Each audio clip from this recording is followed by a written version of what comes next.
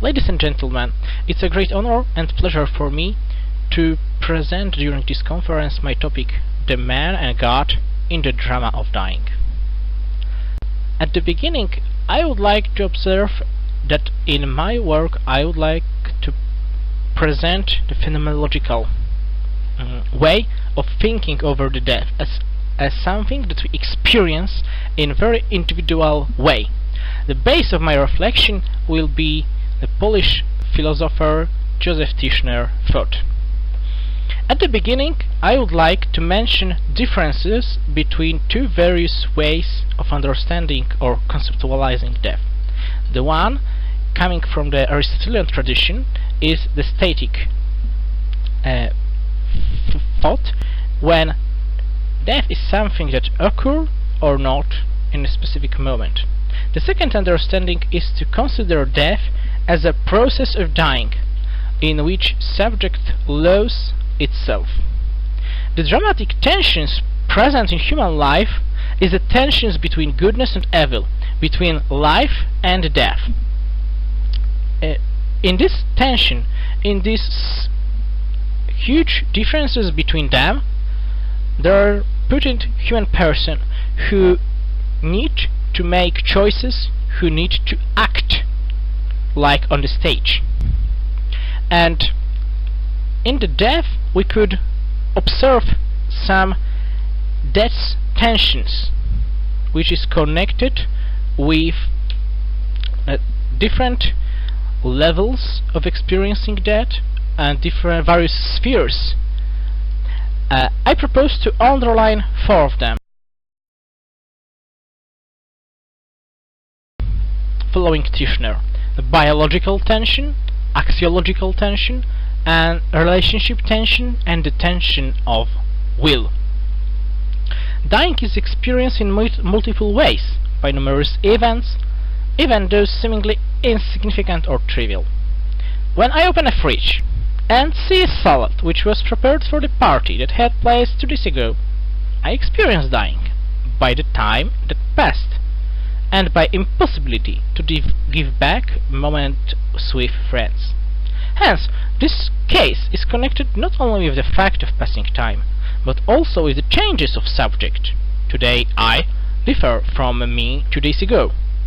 Object, salad, is definitely not the same like it is during the party. The taste, and especially effects of eating it, could be surprising. And relationships between them and with other subjects.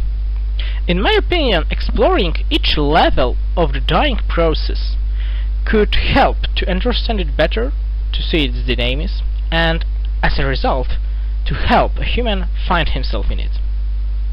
Therefore, in next parts, I would like to focus on each of these tensions separately, but in a network of miscellaneous links. The biological tension is in fact a philosophically interoperated process of aging of the organism and all its functions. Tischner called it the time of the body.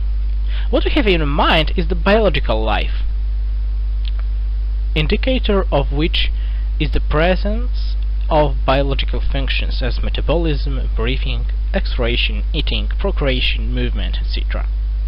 On the one hand, we see here a huge activity of singular cells, tissues, organs, and whole organism. But on the other, from the very beginning of the life of the cells level, we could observe necrobiosis, the process of dying. Until some time, it is hardly possible to be mentioned in the macro scale, because of the efficiency of the regeneration of the organism.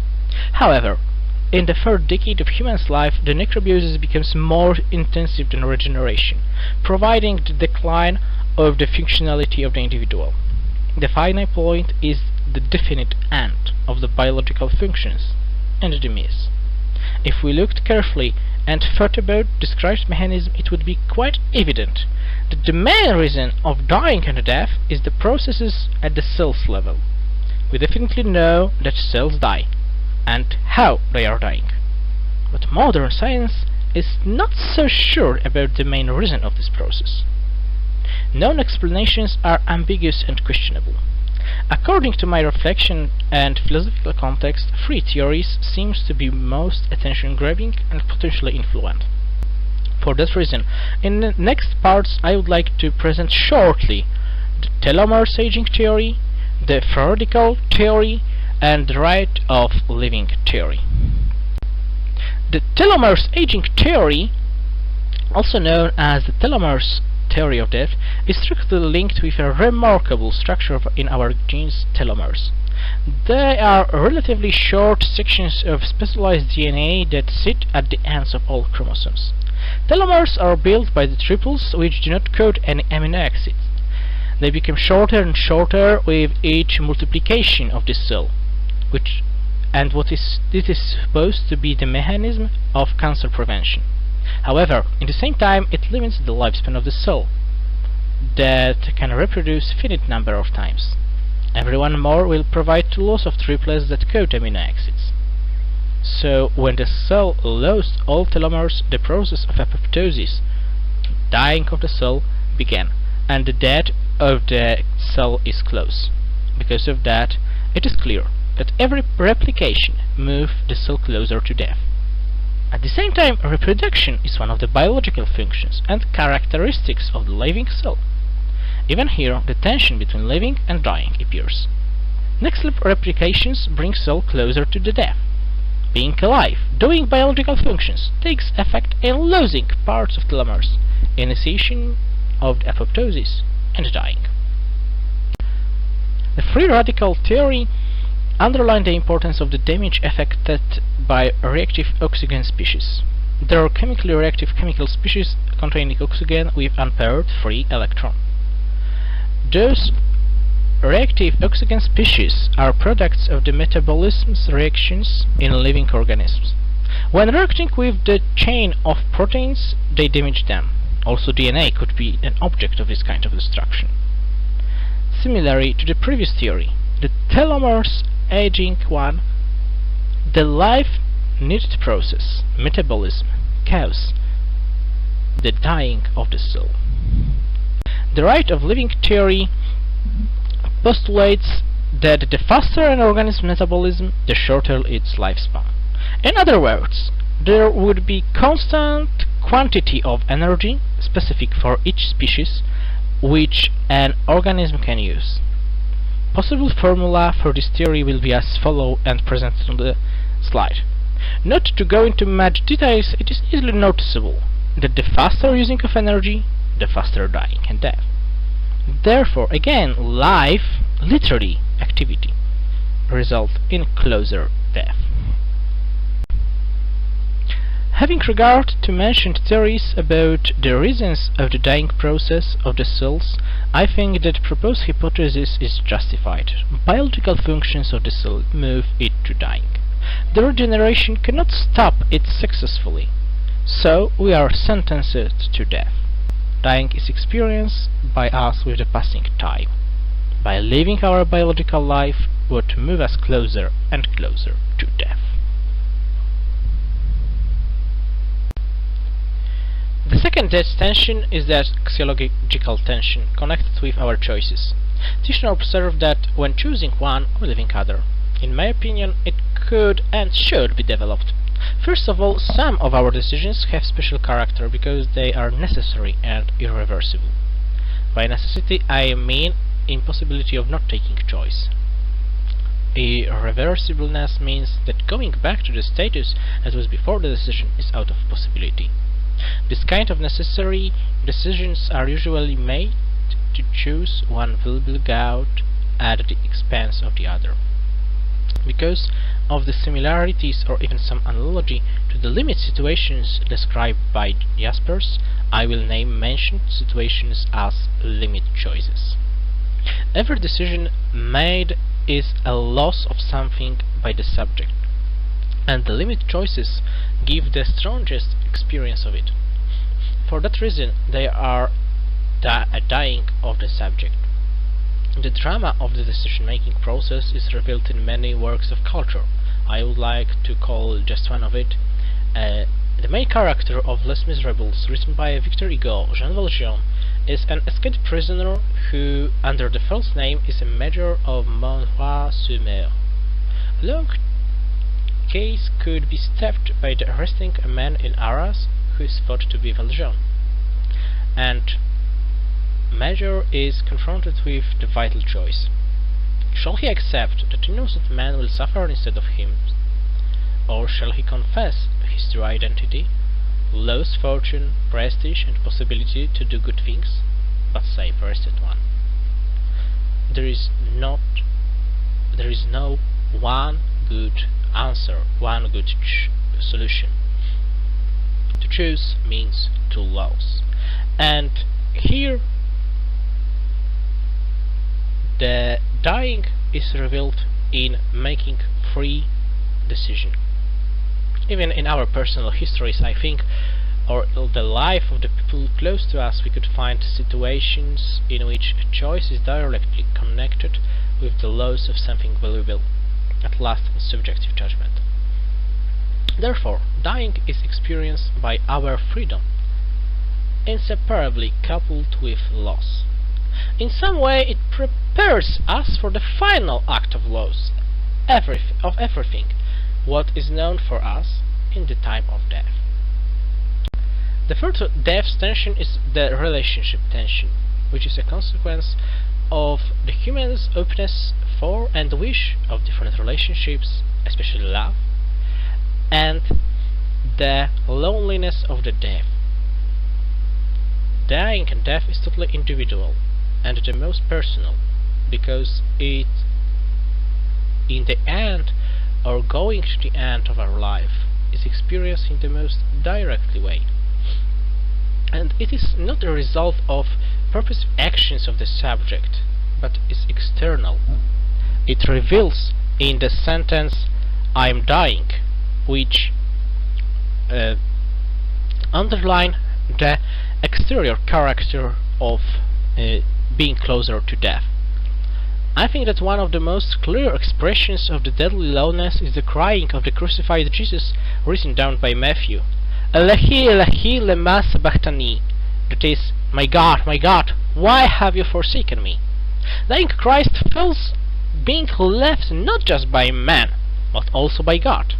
And there is so, despite of the presence of his mother and disciples near.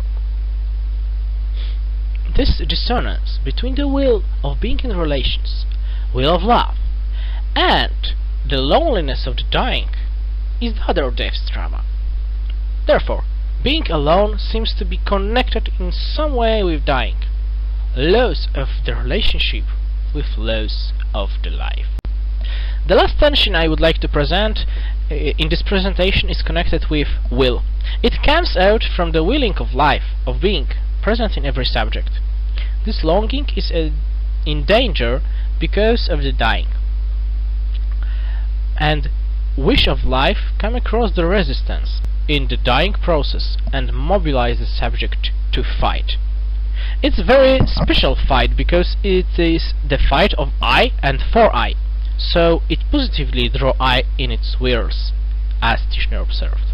As a result, subjects' actions are focused on the overcoming dying and prolonging life. These tries are taken on various fields.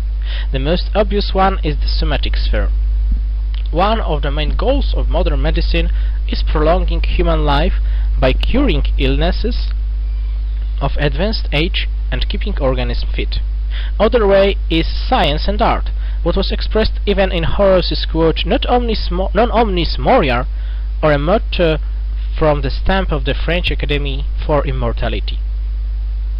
It is needed to mention nowadays researchers over artificial intelligence and hopes for transfer of the human's consciousness to the machine, what would give it in some way a possibility to exist after the death of biological body.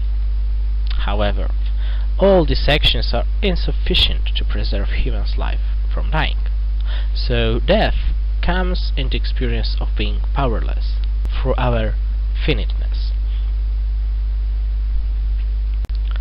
The new perspective of the death comes from the interpreting death and dying as a process of the drama between life and death without chances for victory. This preceding clause is linked with two intriguing and vital changes, and I would like to present them shortly. Firstly, the relationship tension reveals the loneliness of the experience of dying.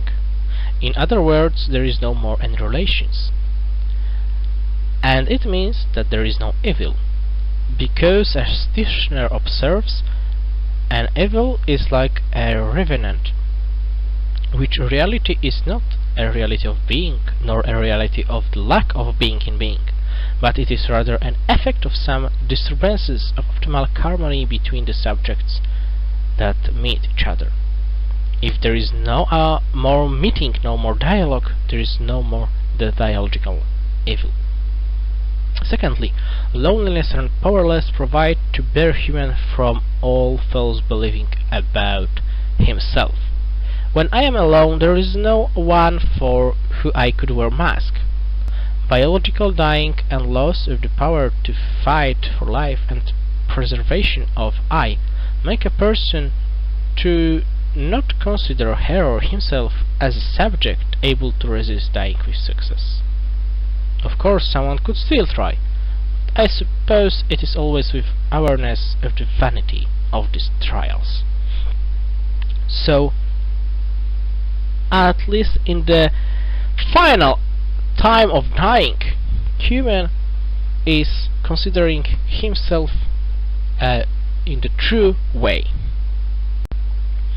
All mentioned tensions, all mentioned things provide us to feel anxiety, and the spontaneous answer for it is the hope. For the hope that should have a reasonable base. And here is the place for God in the drama of dying. At the beginning I need to underline that I will not consider God as an absolute, but according to Judeo-Christian tradition, so as a person whose key attribute is unconditional and unlimited love.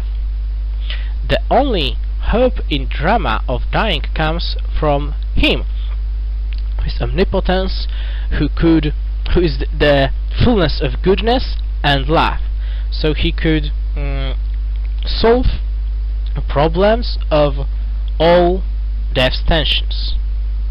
As a omnipotence, He could also, or we could suppose that He could also make a resurrection of the body, but it's out of the possibility of philosophy to talk about it. Therefore, the experience of dying seems to be the last moment in which the human could open for the God who is coming with his proposition. Even during whole life, people answer with no for God's propositions, for his talking. The answering with hope for the drama of dying and looking for the base of this hope could make human open for the only person able to defeat death and give base for this hope, for God. To conclude, the process of dying is a drama in which the ground tension between life and death reveals at four mentioned levels: biological, axiological, relationships, and wills level. Experiencing it, human is put into fight with the death, but without chances for victory. It provides emptying, which makes subject alone and powerless. The consequence of it is anxiety that could be overcome only by hope, based on being open for God, the only one able to conquer the death. As a result, the possibility of meeting God in death is the possibility of experiencing fullness of good and love, also with power and life, in the experience of death. So, as Stirner wrote, it is the last chance we have to win our life. Thank you very much for your attention. Here is the bibliography and articles that I use to prepare my presentation. Thank you very much.